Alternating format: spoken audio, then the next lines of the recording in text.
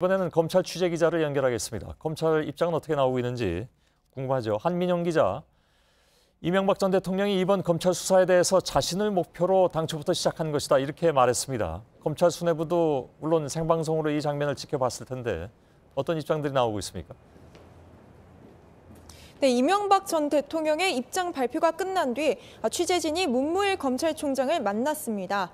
문무일 총장은 국회 일정을 끝내고 검찰청사로 돌아오는 차량 안에서 발표 내용을 본 것으로 보여지는데요. 문 총장은 법대로 하겠다는 입장을 분명히 밝혔습니다. 들어보시죠. 예. 이명박 대통령 기자회견에 대해서 한 말씀 해주시죠. 법적인 절차에 따라 진행하겠습니다. 예. 일단 표정이나 말투는 꽤 단호해 보이기도 합니다.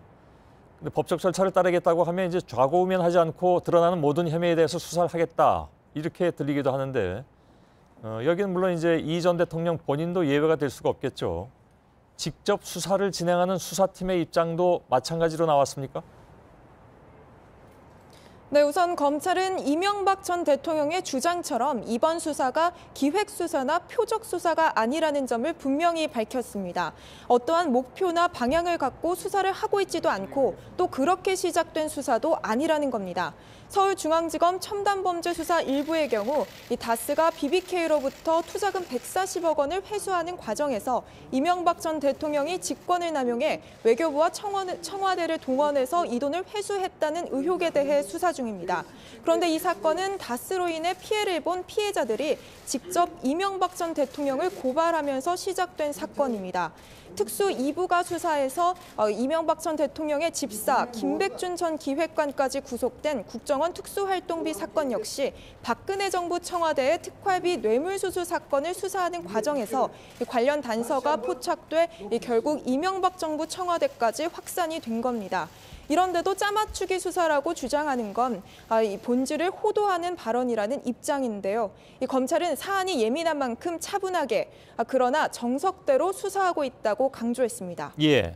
자, 지금 중대한 진술이라는 것이 대부분 이 전 대통령 측근들로부터 나오고 있기 때문에 이게 짜맞추기라는 것과는 앞뒤가 맞지 않는다. 이런 지적이 계속 나오고 있는 거죠.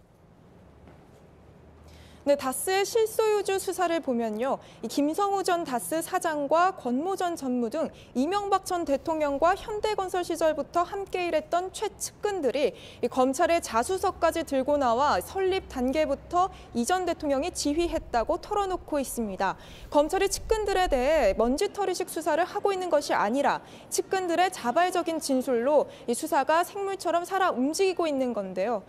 또한 특수활동비 수사 역시 원세훈 전 원장 등이 상납을 시인하는 등 측근들의 진술과 증거로 수사가 급 진전되는 상황입니다. 예, 중앙지검 앞에 나가 있는 한민영 기자였습니다.